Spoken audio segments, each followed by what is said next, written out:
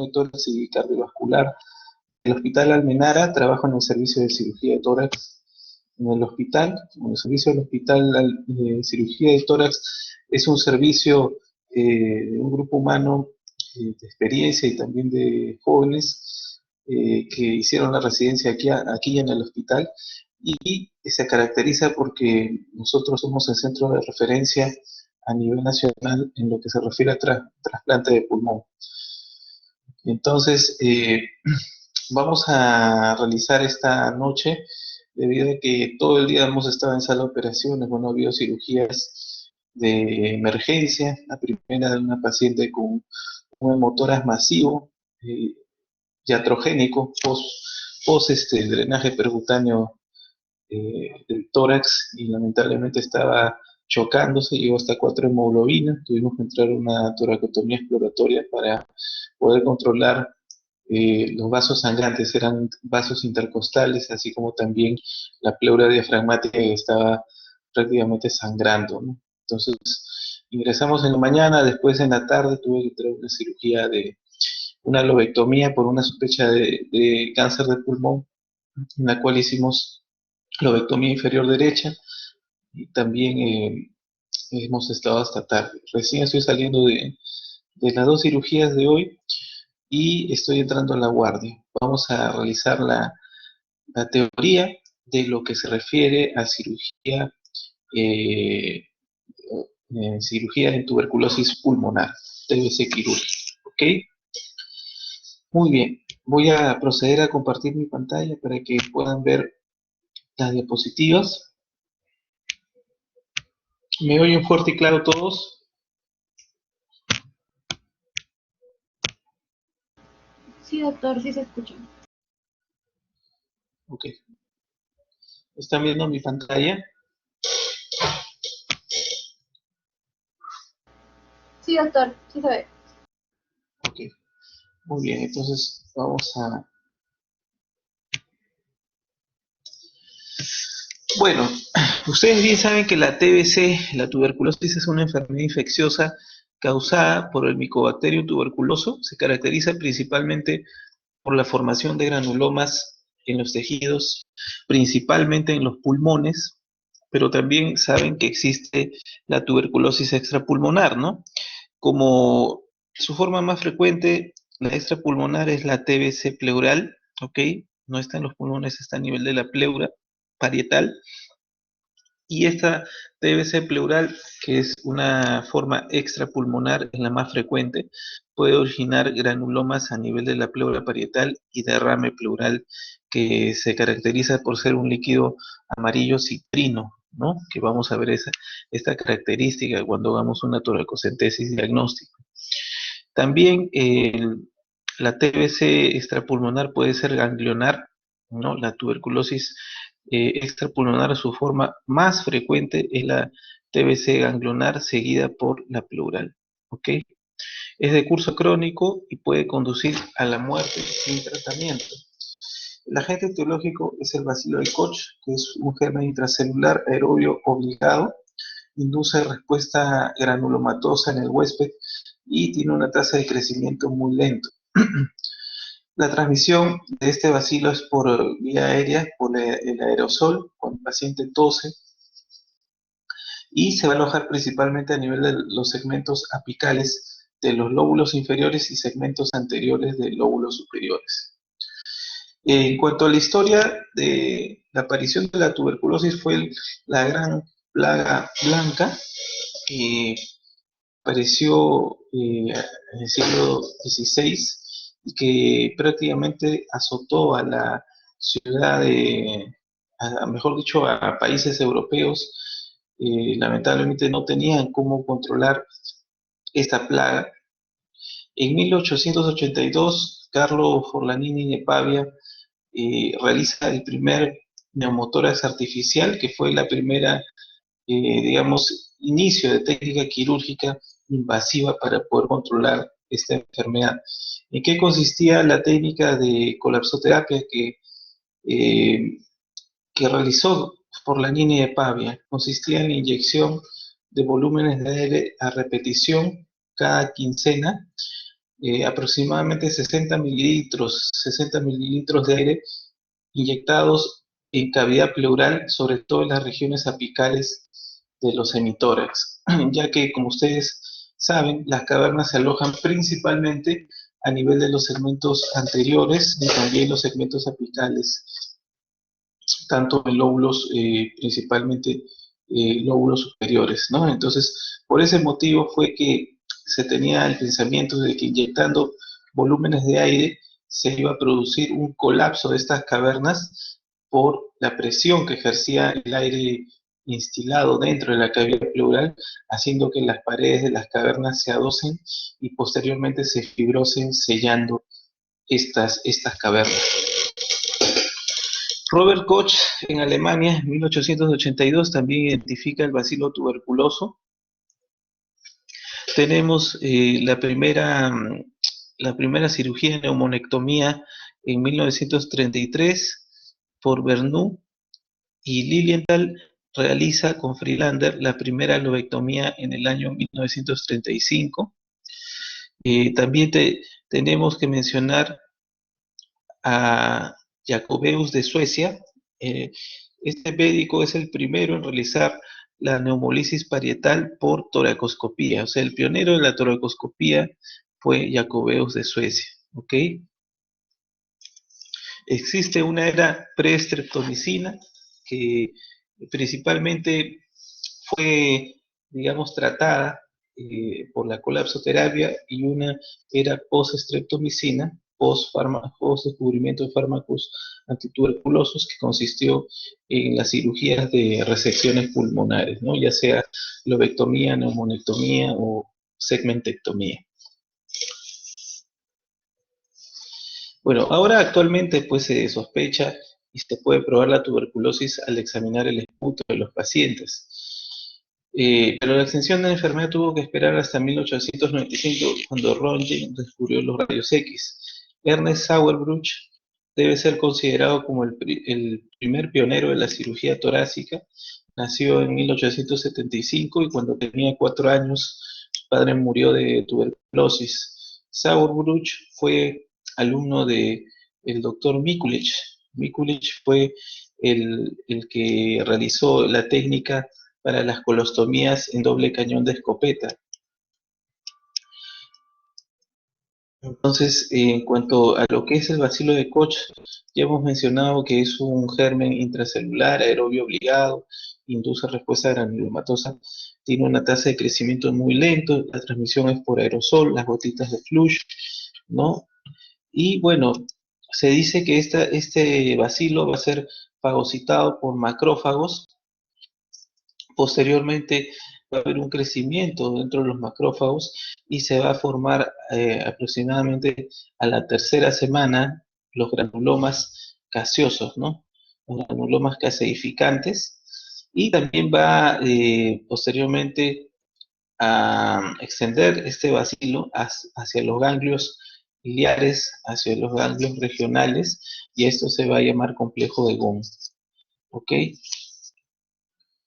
¿Cuáles son las indicaciones quirúrgicas en tuberculosis no multidrogo resistente? Principalmente las secuelas de la tuberculosis. ¿Qué son las secuelas? Las bronquiectasias. ¿Qué son las bronquiectasias? Las bronquiectasias son dilataciones patológicas de los bronquios con pérdida del epitelio mucociliar, por lo cual el paciente ya no va a tener una adecuada defensa contra los gérmenes que puedan colonizar vía aérea. Van a originarse infecciones a repetición, la broncorrea, que es la tos con expectoración mucopurulenta, y eso es debido a la deformidad de estos bronquios con la pérdida del epitelio mucociliar, que es el sistema de barrera para poder, digamos, eludir a estos gérmenes, ¿no?, que ingresan por la vía aérea, así como polvo. Estas bronquiectasias pueden ser de tipo cilíndrica, quísticas y varicosas, ¿no? Y también estas bronquiectasias pueden colonizarse, estas cavernas, por un germen digamos, un hongo, mejor dicho, un hongo oportunista que se encuentra en el ambiente y como estos pacientes están inmunodeprimidos, este hongo oportunista coloniza estas cavernas formando los aspergilomas, ¿no? Este hongo se llama Aspergillus fumigatus y coloniza estas cavernas formando los aspergilomas o los micetomas. ¿Cuál es el síntoma más importante que va a dar estos micetomas y las bronquiectasias? La hemoptisis. La hemoptisis puede ser una hemoptisis masiva cuando tenemos que un paciente va a expulsar tos con sangre en un volumen aproximado de más de 500 centímetros cúbicos en 24 horas y también las hemoptisis recurrentes, que son más de 3 episodios en una semana. ¿Ok? Entonces, pacientes con hemoptisis masivas recurrentes son pacientes por lo general que van a tener un micetoma. Y esos pacientes se pueden manejar con antitusígenos, como por ejemplo la codeína, que ustedes saben que es un opiáceo, pero tiene propiedades antitusígenas, así como también el ácido tranexámico, el famoso transamin, que es un antifibrinolítico que va, digamos, a evitar que el paciente se venga en charco, ¿no? Que se venga en una hemoptisis masiva. Entonces, el manejo médico va a ser siempre a través de la codeína, que es un antitusígeno, y el ácido tranexámico. Posteriormente, el paciente, por ejemplo, que llegue de emergencia con una hemoptisis que no se puede controlar a pesar del tratamiento médico, el paciente debe ser sometido de emergencia a una embolización de las arterias bronquiales. ¿Cómo se va a realizar esta embolización de las arterias bronquiales? Aquí, en el Hospital Almenara, las embolizaciones bronquiales son realizadas por el servicio de radiología intervencionista. Entonces, estas embolizaciones se van a realizar como si fuera un cateterismo, ¿no? Vamos a ingresar por vía percutánea a nivel de la arteria femoral y vamos a ascender a través de unas guías y unos catéteres hasta la aorta torácica descendente. A nivel de la aorta torácica descendente se encuentran la emergencia de las arterias bronquiales a los diferentes lóbulos. Entonces, una vez que nos encontramos en la aorta torácica descendente, nos vamos a dirigir a las arterias bronquiales del lóbulo que esté comprometido o el pulmón que esté comprometido. Y cuando hagamos una cateterización selectiva de estas arterias bronquiales comprometidas, vamos a inyectar un polímero que es el cianocrilato, que al contacto con la sangre se va a solidificar. Este cianocrilato es como un pegamento biológico, que lo que va a hacer es que al contacto con la sangre se va a formar como si fuera un cemento y va a impedir el flujo anterógrado hacia las arterias bronquiales. Por lo tanto, estas arterias, si se desgarran con la tos exigente, pues no van a tener ningún tipo de flujo, el paciente no va a sangrar gracias a las embolizaciones bronquiales. Las embolizaciones bronquiales también se realizan en pacientes que son, por ejemplo, inoperables por tener pues lesiones muy difusas, extensas a nivel de ambos pulmones. Entonces, esos pacientes que lamentablemente tienen pobre reserva funcional pulmonar pueden ser manejados de forma paliativa con las embolizaciones bronquiales. ¿Ok? En el caso de los fibrotórax, ¿qué ocurre con la pleura parietal, con la pleura visceral cuando hay una infección por tuberculosis? Estas pleuras se engrosan, se vuelven más gruesas y a eso se le llama paquipleura, ¿no? Y hay ciertos casos en los cuales la pleura es tan pero tan gruesa, tan acartonada, incluso se engrosa tanto que existe una restricción para que el pulmón pueda expandir e insuflar completamente, ¿no? Y esto se le puede incluso llamar el término que muchas veces he empleado, que es el de pulmón atrapado. Entonces, en estos casos ya eso se llama fibrotórax porque prácticamente las hojas pleurales, tanto la visceral como la parietal, están gruesas, están acartonadas, tienen paquipleuro, y en estos casos hay que hacer una decorticación, ¿no? Una decorticación eh, pulmonar con la finalidad de que se pueda sacar toda esta cáscara, toda esta cáscara y posteriormente el pulmón pueda inflar nuevamente como debe ser, ¿no? Ahora, ¿qué complicaciones podemos tener en pacientes con tuberculosis, las fístulas broncopleurales? Como tenemos bronquios dilatados, tenemos bronquios que han perdido su arquitectura normal, son muy friables el tejido y cuando los pacientes tienen esta tos exigente, pueden terminar rompiéndose los bronquios y fistulizando hacia la cavidad pleural.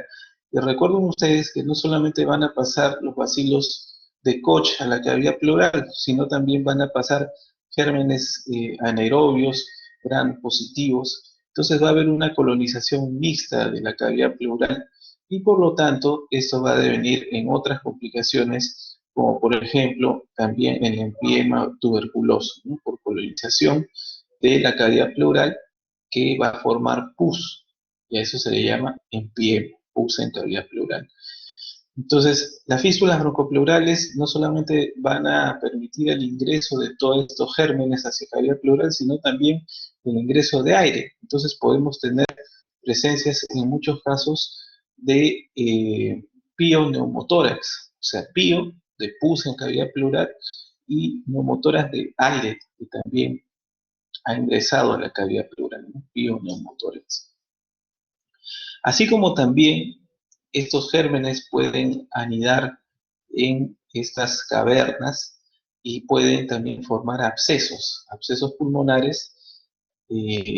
Bueno, el manejo de los abscesos pulmonares es médico, un promedio de 4 a 6 semanas con antibióticos de amplio espectro para cubrir gérmenes gram positivos y anaerobios.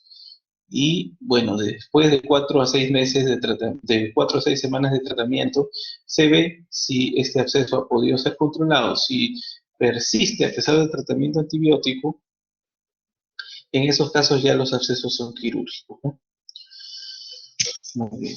Entonces los micetomas son, como les dije, el Aspergillus fumigatus, que va a colonizar estas cavernas, estas bronquiectasias quísticas. Esta es una bronquiectasia quística con la presencia de un hongo, el Aspergillus fumigatus, en su interior, que va a originar hemoptisis, ¿no? Esta es una tomografía axial computarizada en vista parenquimal, que es para ver el tejido pulmonar, donde vemos pues la presencia de múltiples bronquiectasias quísticas a nivel del lóbulo superior. Prácticamente el lóbulo superior casi no existe porque está destruido, está casi destruido. Estas son las lesiones secuelares que causa la tuberculosis. Una paciente mujer de 21 años que por esta infección tuberculosa prácticamente está perdiendo el lóbulo superior. Entonces, ¿cuál sería el plan en esta paciente? Realizar una lobectomía superior derecha, ¿no? Para poder extirpar este lóbulo enfermo, ¿ok? Este es otro paciente de 66 años, también que ha tenido un antecedente de infección con tuberculosis, y aquí vamos a ver eh, la presencia de una caverna, una bronquiectasia quística con un hongo oportunista que lo ha colonizado. ¿Me escuchan, alumnos? Sí, doctor. Ya. Ok, entonces vemos aquí la presencia de una caverna en el segmento posterior del lóbulo superior derecho, donde ha sido colonizada esta bronquiectasia quística por el Aspergillus fumigatus. No vuelvo a repetir, el síntoma principal en estos pacientes con micetomas es la hemoptisis, ¿no? Y la hemoptisis pues es muy peligrosa porque no solamente el paciente puede llegar incluso hasta un shock hipovolémico por la tos voluminosa, sino que estos coágulos pueden tapar la vía aérea, incluso los bronquios principales, y originar pues una asfixia mortal, ¿no? En este caso vemos un corte coronal de ventana parenquimal, donde estamos viendo la presencia de dos micetomas, uno en el pulmón derecho y otro en el pulmón izquierdo, ¿no? Acá también, fíjense, estamos viendo la presencia de un micetoma en el pulmón derecho y prácticamente todo el pulmón izquierdo destruido. Miren, no existe tejido parenquimal porque el bacilo ha dejado harta secuela con destrucción prácticamente todo el tejido pulmonar, ¿no? Acá vemos otro micetoma, una gran caverna, otro micetoma en el pulmón izquierdo. Fíjense, acá se ve una caverna, fíjense, está en la radiografía, se pueden ver las cavernas y se puede ver el micetoma, ¿no? En el lóbulo superior izquierdo. Las bronquiectasias les dije que pueden ser cilíndricas, quísticas y varicosas y principalmente se deben a la pérdida del epitelio mucociliar, del sistema de defensa, de la barrera contra los polvos, los ácaros y gérmenes. Y prácticamente hay una destrucción también de la pared. Por eso es que estos bronquios se deforman, se dilatan patológicamente. Estas son bronquiectasias quísticas en el pulmón derecho, fíjense, bronquiectasias quísticas, el lóbulo inferior izquierdo, ¿no? Entonces, cuando yo voy a decidir realizar una resección pulmonar, tengo que valorar principalmente, digamos, la reserva funcional pulmonar. Cuando yo voy a realizar una cirugía de resección pulmonar, o sea, hacer una lobectomía, sacar un lóbulo, o hacer una neumonectomía, sacar todo el pulmón, tengo que valorar cómo está mi reserva funcional pulmonar. ¿Y qué especialista es el que se encarga de hacer esta prueba? El neumólogo. El neumólogo va a hacer un examen, que es la espirometría, que ustedes conocen este examen, que te permite ver enfermedades restrictivas o enfermedades obstructivas, pero en este caso va a hacer una valoración a través de la espirometría del volumen expirado forzado al primer segundo, el B1. ¿Con qué finalidad? Con la finalidad de ver si el paciente va a tolerar ya sea una lobectomía, ya sea una neumonectomía o ya sea una segmentectomía. Entonces, el B1 es el volumen expiratorio forzado al primer segundo y se va a medir en litros la reserva funcional pulmonar, el B1. Entonces, si yo veo que un paciente tiene una lesión extensa en el pulmón derecho y por ello sé que el paciente va a requerir que le extirpe el pulmón derecho completamente, o sea, el pulmón derecho lo voy a sacar de todas maneras porque está completamente dañado, mi B1 debe ser mayor de 2 litros. Si yo tengo un B1 mayor de 2 litros, mi paciente tranquilamente va a tolerar que le saque todo el pulmón derecho. Pero si yo tengo un B1 que está en 1.4, 1.5, y yo veo que mi paciente necesita que le saque todo el pulmón derecho, de ninguna manera pues le voy a hacer la neumonectomía, porque si yo le quito el pulmón derecho, teniendo una pobre reserva funcional, o sea, no tiene el valor requerido para hacer una neumonectomía, el paciente puede quedar oxígeno dependiente y a mínimos esfuerzos va a necesitar suplemento de oxígeno, incluso en reposo. Entonces, yo con esto estoy empeorando la calidad de vida de mi paciente y esa no es la finalidad de la cirugía. La finalidad de la operación de la cirugía es mejorar la calidad de vida de los pacientes. Si yo opero un paciente que tiene hemoptisis por un micetoma, operarlo va a permitir que este paciente no vuelva a hemoptizar. Esa es la finalidad de la cirugía en tuberculosis pulmonar, ¿no? Entonces, mi paciente, para hacerle una neumonectomía, debe tener más de 2 litros de B1. Si yo quiero hacer una lobectomía, que es quitar un lóbulo del pulmón, recuerden ustedes que el pulmón derecho tiene 3 lóbulos, superior, medio, inferior. El izquierdo tiene el lóbulo superior e inferior nada más. Entonces, si yo quiero hacer una lobectomía, mi B1 debe tener como mínimo más de 1.5 litros para yo poder hacer la lobectomía. Y si yo quiero hacer una segmentectomía, mi B1 debe tener más de 0.8 litros para poder hacer la segmentectomía. ¿Qué es segmentectomía?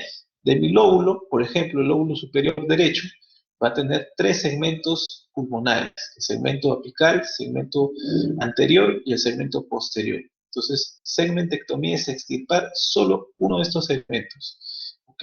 Entonces, para eso yo solamente necesito que tenga un B1 mayor a 0.8 litros. ¿Ok? Hasta ahí estamos todos claros. El doctor dijo que para segmentectomía es mayor a 1,8 o 0,8. A 0.8 litros. 0.8 litros. A ver, voy a repetir nuevamente. Neumonectomía, más de 2 litros. B-1. Lobectomía, más de 1.5 litros de B-1. ¿Ok? Y segmentectomía, más de 0.8 litros de B-1. ¿Ok? ¿Está claro? Sí, doctor. Ok. Entonces, dentro de las técnicas quirúrgicas para cirugía de tuberculosis pulmonar, como les dije, hay una era pre-fármacos antituberculosos como la streptomicina, la isoniazida, la rifampicina, cuyo rol preponderante fue el de la colapsoterapia. Hemos mencionado que el padre de la colapsoterapia fue por la niña de Pavia, y en 1882 él es el que por primera vez realiza la técnica de neumotórax artificial intrapleural, que consistía en crear un neumotórax de forma artificial a través de una inyección repetida cada 15 días de volúmenes de aire, 60 mililitros a nivel de la región apical de los pulmones. ¿Con qué finalidad? Con la finalidad de que las cavernas que estaban localizadas en los segmentos apicales pudieran colapsarse con la presión del aire, ¿no? Y al colapsarse, al adosarse las paredes de estas cavernas, se fibrosaran y se sellaran estas cavernas, ¿no? Esa era la lógica del padre de la colapsoterapia, que fue por la niña de Pablo, ¿no? Entonces, a ver, ¿cuáles son los principios en el caso de las resecciones pulmonares? Ahora vamos a revisar también ello. Los principios de las lobectomías, neumonectomías, segmentectomías. Primero es remover el tejido enfermo. Segundo, mantener la función pulmonar. Lo que les dije. Vamos a operar a un paciente para mejorar la calidad de vida, no para empeorar su calidad de vida, no para dejarlo oxígeno dependiente. Fundamentalmente, segundo, mantener la función pulmonar. Tercero, de preferencia, que no tenga tuberculosis activa. Pero hay excepciones en las cuales el paciente no responde a tratamiento farmacológico y tiene estas lesiones, ¿no? Entonces, en esos casos extremos, también hemos operado pacientes con TBC activo, ¿no? Entonces, vamos a enfocarnos en lo que es colapsoterapia. Neumotórax artificial intrapleural, ya lo hemos conversado, las inyecciones repetitivas de volúmenes de aire en cavidad pleural con la finalidad de colapsar las cavernas, ¿no? Ahora, ¿qué pasaba? ¿Qué ocurrió en el transcurso del tiempo? Se dieron cuenta que en algunos pacientes, a pesar de que se inyectaban volúmenes de aire repetidamente, estas cavernas no se adosaban. Entonces, se dieron cuenta que existían adherencias a nivel de la pleura parietal y la pleura visceral que cubre el pulmón. Estas adherencias es tejido fibrótico muy sangrante, muy friable, que va a impedir prácticamente que el pulmón colapse, o sea, que estas paredes de estas cavernas se adosen, se unan, se aplasten.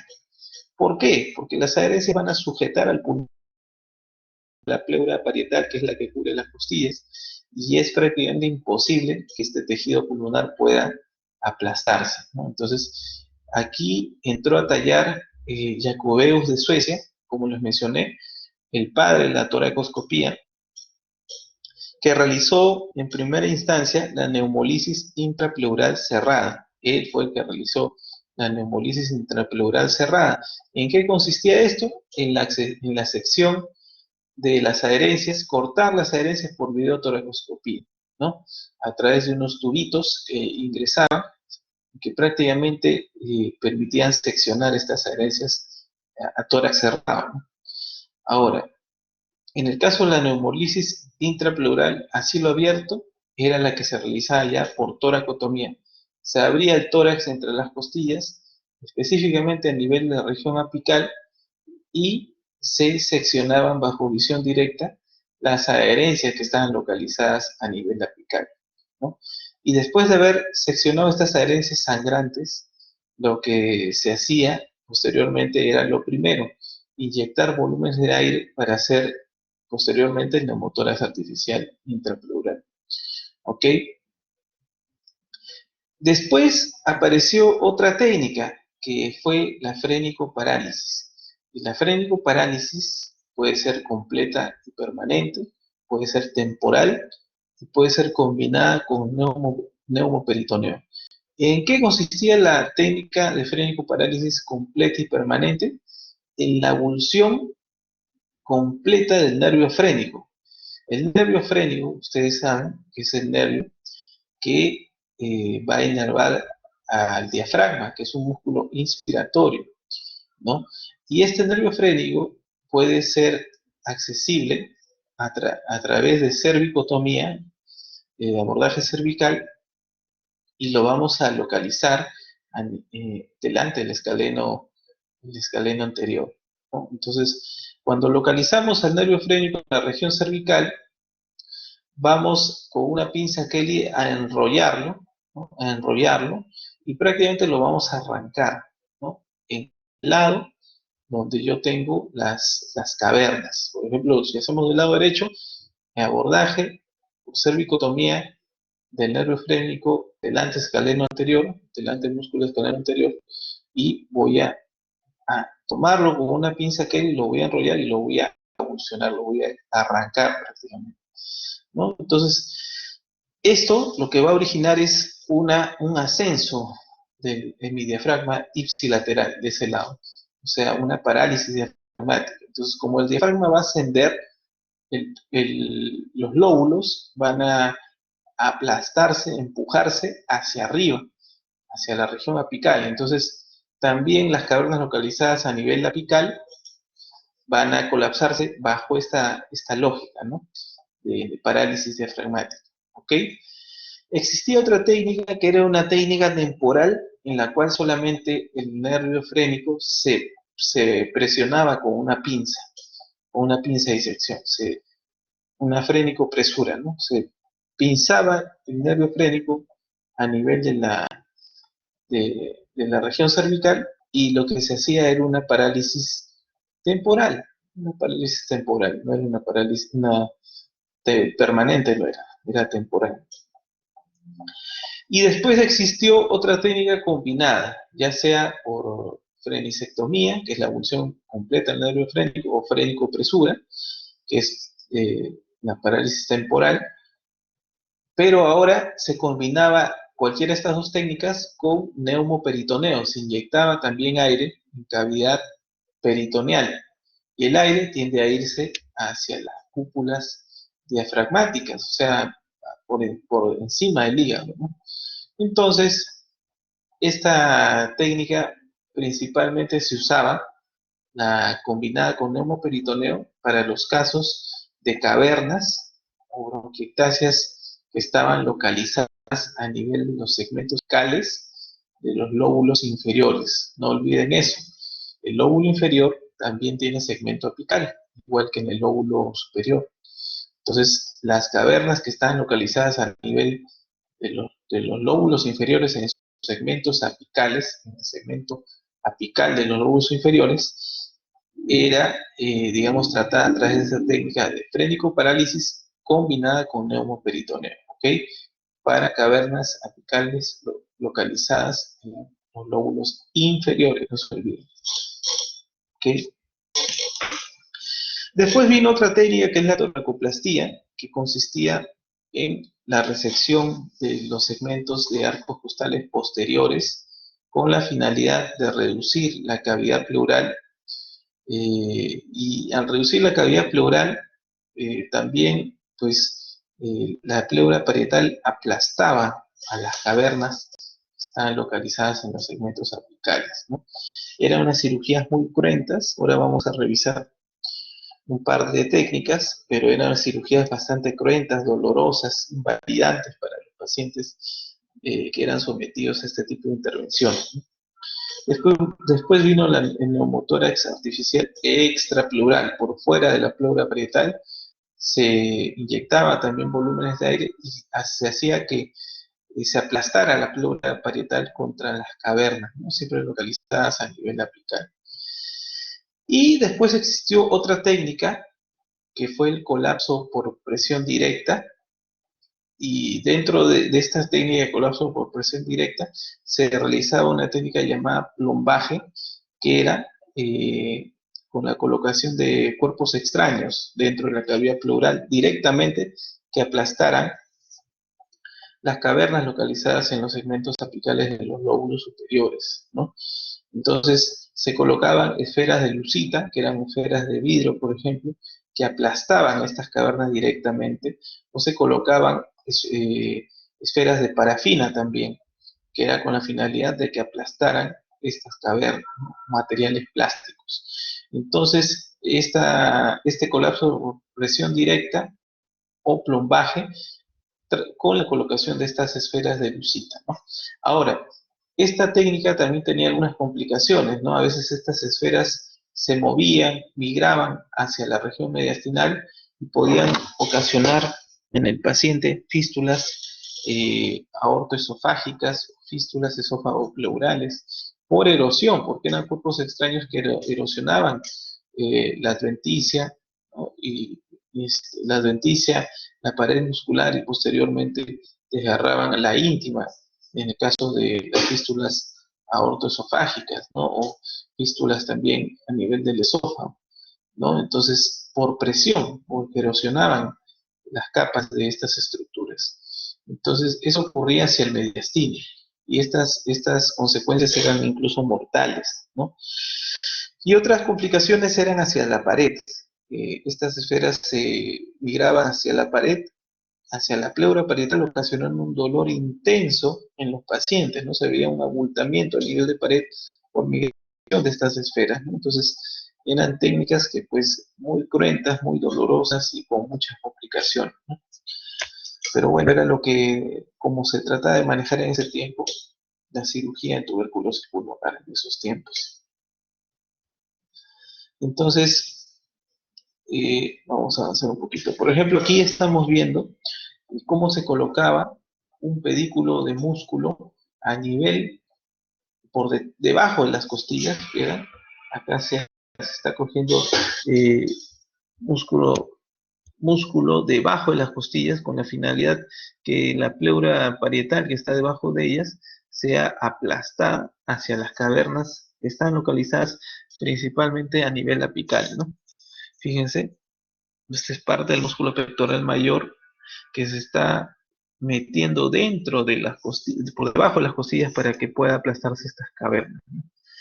Aquí, por ejemplo, se ha sacado grasa de la región glútea del paciente y se está colocando esta grasa, o incluso tumores de grasa como los lipomas, con la finalidad, dentro de la cavidad pleural, con la finalidad, como ustedes pueden ver, esta es la grasa, con la finalidad que estas cavernas se colapsen, ¿no? Se adosen las paredes de la caverna y posteriormente se fibrosen. Esta es la técnica, por ejemplo, de neumolisis extrapleural.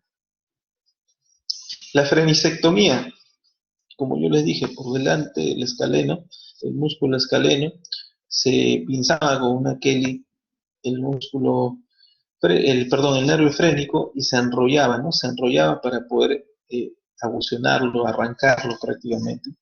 Y de esa forma se originaba una parálisis diafragmática permanente de este mismo lado, en este paciente. Entonces, en el caso de las toracoplastías también tienen indicaciones. ¿En qué caso se hace toracoplastía? Cuando tenemos cavernas que están localizadas a nivel de los lóbulos superiores, cuando tenemos enfermedad fibrocasiosa extensa, cuando tengo tuberculosis bronquial con caverna en una zona de atelectasia, cuando un neumotórax artificial ha sido inefectivo o abandonado precozmente, o como método compensatorio después de una cirugía de resección pulmonar. Entonces, la toracoplastía tuvo a varios expositores, de los cuales los más importantes son Brauer-Friedrich. Esta es la toracoplastía de Brauer-Friedrich, o toracotomía en forma de U, ¿no? Como ustedes pueden ver, acá se está levantando la escápula con este separador de escápula, y se está presentando prácticamente toda la región látero-posterior del hemitórax izquierdo. Fíjense que acá ya se están viendo incluso los vasos subclavios, la vena la arteria subclavia, y acá prácticamente desde la primera costilla del arco costal posterior, se está resecando, fíjense, desde la primera, segunda, tercera, hasta la novena, a veces acá los segmentos de arcos costales posteriores, para que se encoja esta cavidad, quede más pequeña, ¿no? Lo normal, ¿no? Pero fíjense, tremenda toracotomía en forma de U de Brouwer-Friedrich, ¿no? Acá se seccionaban músculos como los trapecios, los romboides, el dorsal, el gran dorsal, también se seccionaban músculos como los serratos, el pectoral mayor. Es una toracotomía bastante cruenta, ¿no? Este es otro tipo de toracoplastía que fue desarrollada por Wim Sauerbruch, el pionero de la cirugía torácica, Sauerbruch, y a esto se le llamó la toracoplastía paravertebral. En este caso no se hacía una incisión en forma de U, sino se hacía una incisión longitudinal paravertebral, ¿no? Prácticamente hasta la cara lateral del tórax. En este caso, por ejemplo, el lado izquierdo, ¿no? Y igualmente lo que se hacía era resecar, en este caso se preservaba la primera costilla, pero se resecaban los arcos costales, segmentos de arcos costales posteriores, desde la segunda hasta la novena costilla prácticamente. Entonces, después de haber resecado los segmentos de arcos costales posteriores entre 1 a 3 centímetros, se volvían a unir los arcos costales remanentes a través de nudos de alambre, ¿no? Se unían nuevamente con alambre.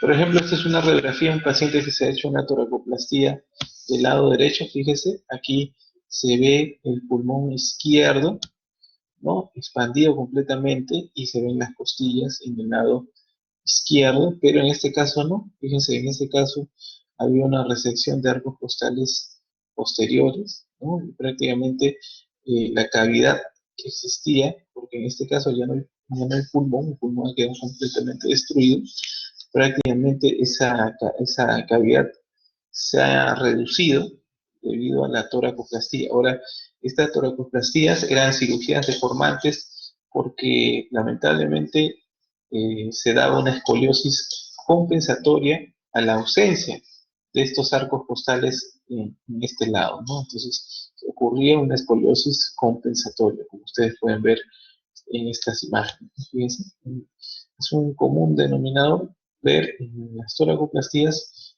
estas escoliosis a nivel de las vértebras, ¿no? Muy bien.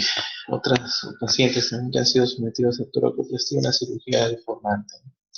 Entonces, el colapso por presión directa o plombaje es un espacio creado quirúrgicamente, como les dije, con relleno no absorbible, que puede ser parafina, puede ser esferas de lucita, y que principalmente es indicado para lesiones en lóbulos superiores con cavernas centrales en pacientes en mal estado general, lesiones en ambos lóbulos superiores bilaterales asociados a procedimientos colapsoterápicos, pacientes con capacidad respiratoria reducida, pacientes que lamentablemente no se les puede realizar cirugías resectivas. Esta, por ejemplo, el plombaje es una alternativa, ¿no? Colapso por presión directa de estas cavernas.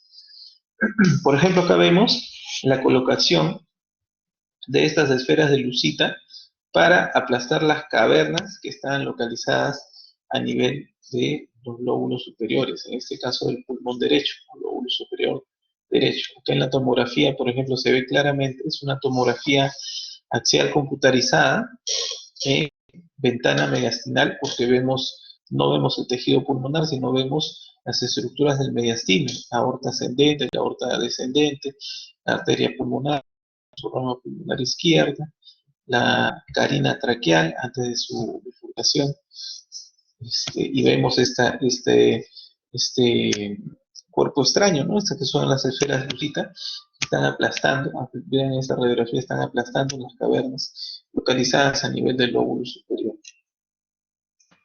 Entonces, como les dije, a veces el riesgo de estas esferas era que pudieran hacer daño a estructuras del mediastino, como la aorta o el esófago, ¿no? Originando fístulas esófago-pleurales o aorto, aortopleurales. Por ejemplo, acá vemos también que se colocaban para aplastar estas cavernas de forma extrapleural. Se hacía un plombaje extrapleural por colapso por presión directa por encima de la pleura parietal. Fíjense, se colocaban bolas o esferas de plástico con la finalidad de que también aplasten la pleura parietal y la pleura parietal haga una presión directa de las cavernas, ¿no? ¿Cuáles eran las complicaciones de la toracoplastía? Podía haber perforación pleural, porque al momento de resecar los segmentos costales posteriores, también a veces se podía abrir la pleura y crear una comunicación entre la cavidad pleural y el espacio atmosférico. Lesiones vasculares, porque como se realizaban a nivel de los segmentos apicales, hay que recordar que ahí tenemos estructuras vasculares como los vasos subclavios, la vena y la arteria subclavia, así como también lesiones nerviosas. Tenemos el plexo braquial también muy cercano a esas regiones apicales, ¿no?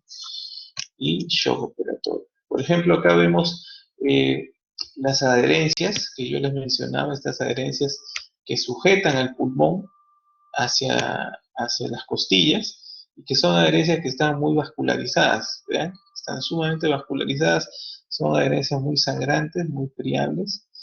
Y bueno, esto era lo que en su momento, en la época de la colapsoterapia, pues no se podía hacer el neumotórax artificial intrapleural porque esto sujetaba el pulmón, impedía que las cavernas se colapsaran, ¿no? Entonces se hacía neumolisis para seccionar estas adherencias y posteriormente se hacía neumotórax artificial intrapleural. También hay que recordar que las pleuras se engrosaban. Por ejemplo, acá vemos un fibrotórax donde se ve la pleura visceral engrosada, hay un atrapamiento pulmonar, una restricción para que el pulmón derecho infle completamente. Fíjese en el lado izquierdo, todo lo contrario, el pulmón está completamente inflado, incluso hay un poco de enfisema compensatorio ante la falta de expansión pulmonar del lado derecho, ¿no? Y vemos también que hay un espacio entre la pleura visceral, que es esta, y la pleura parietal. Hay un espacio y este espacio aparentemente se ha llenado de pus, ¿no? O sea, es un empiema pleural con fibrotórax. Entonces acá en esos casos de empiemas pleurales, de fibrotórax, lo que se hace es evacuar el empiema y posteriormente hacer una decorticación pulmonar que consiste en quitarle toda esta cáscara gruesa, esta paquipleura visceral, quitarla prácticamente para que el pulmón pueda inflar como debe ser, ¿no? En casos, por ejemplo, de empiemas crónicos, en los cuales lamentablemente, a pesar de los drenajes, a pesar de las cirugías, no había remisión de la infección, el paciente persistía con la infección a nivel de la cavidad pleural, se tenía que hacer las ventanas pulmonares, pleurales, o las fístulas pleurocutáneas, con la finalidad de que quedara un espacio abierto, una comunicación entre la cavidad pleural y el espacio atmosférico que permitieran hacer un lavado prolijo y de mayor tiempo, con la finalidad de combatir esa infección, ¿no? Como ustedes pueden ver, esto es una fístula pleurocutánea, una ventana pleural, en casos de empiemas crónicos, que va a permitir el lavado de toda esta cavidad infectada, purulenta, diario, y poco a poco esta ventana, esta cavidad, esta fístula va cerrando, no va granulando hasta que se cierra completamente, ¿no? Acá el manejo es lavados, limpieza con gasas, vendaje y antibiótico terapia, ¿no? Por mucho tiempo. Entonces, bueno, esto ustedes ya lo saben, ¿no? La parte conceptual de lo que es TBC, MDR, XDR. En el caso de los pacientes con tuberculosis multidrogoresistentes, ¿cuál fue el rol de la cirugía? La resección del tejido pulmonar afectado, más tratamiento antituberculoso. Se dice que tenía una tasa de cura mayor al 85%. ¿Cuáles son los principios para que el paciente pueda ser intervenido, el paciente multidrogoresistente? Primero, que sean lesiones localizadas. Como yo les dije, ver que sean lesiones localizadas ya sea en cualquiera de los lóbulos o en todo un pulmón. pero no lesiones difusas, no lesiones extensas. ¿Por qué? Porque acuérdense que si hay lesiones bilaterales difusas, extensas, yo puedo dejar a mi paciente oxígeno dependiente si le saco 2 lóbulos, 3 lóbulos de ambos lados, ¿no? Entonces, acá es muy importante la valoración funcional pulmonar a través de la espirometría por parte de los neumólogos, ¿no? Segundo, yo tengo que tener un tratamiento mínimo de 3 a 6 meses en un paciente que pueda requerir cirugía y idealmente los BKs posteriores a este tratamiento deben ser negativos, el cultivo también debe ser negativo y es lo ideal, pero como yo les dije, hay excepciones en las cuales a pesar del tratamiento realizado, pues el paciente continúa positivo, con baciloscopías positivas que indican actividad de la enfermedad, y en esos casos a veces hemos tenido que ingresar también a operar a estos pacientes, ¿no? Y lo otro es que también, el otro principio es que posterior a la cirugía, el paciente debe recibir tratamiento anti-TB más de un año. Acuérdense, no significa que ya se operó, el paciente es multidrog resistente, ya puede ir a su casa, está tranquilo, ya no debe tomar pastillas, no. Después de la cirugía, debe todavía el paciente recibir por más de un año tratamiento antituberculoso, ¿ok? Entonces, eso es muy importante.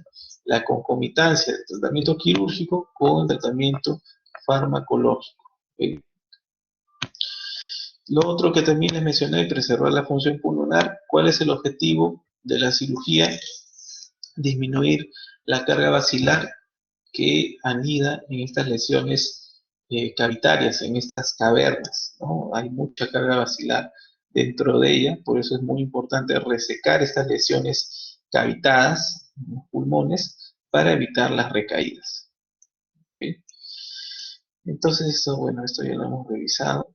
Vamos a ver, esto ya lo hemos revisado. Entonces, ¿cuáles son las complicaciones quirúrgicas en tuberculosis pulmonar? Sangrado, porque ustedes bien saben, las adherencias, en todo paciente que tiene tuberculosis pulmonar vamos a encontrar generalmente adherencias entre las pleuras visceral, parietal, y estas adherencias son muy sangrantes, ¿no? Entonces hay que hacer una buena hemostasia muy prolija para controlar el riesgo de sangrado en estos pacientes. Infecciones, ya está de más decirlo, porque ya saben que la infección puede ser mixta, no solamente por tuberculosis, puede haber infección por anaerobios, por gram positivos, entonces es una infección eh, mixta, ¿no?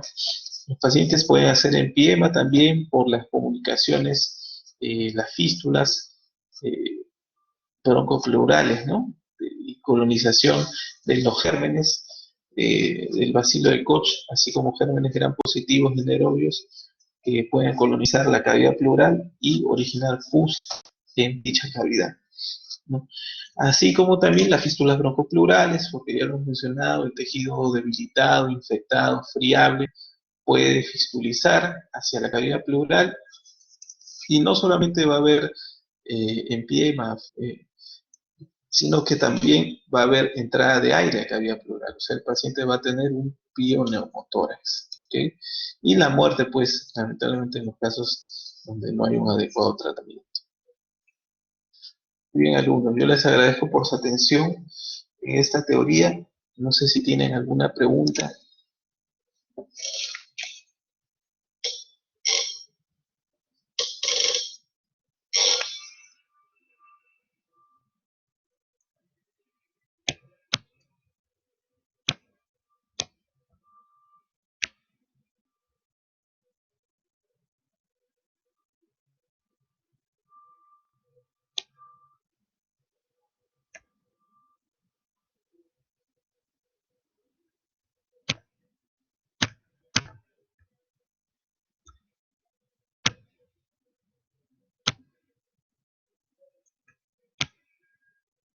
Bueno, les agradezco, alumnos, por su atención. Tengan muy buenas noches. Muchas gracias a todos. Gracias, doctor. Gracias, doctor. Buenas noches.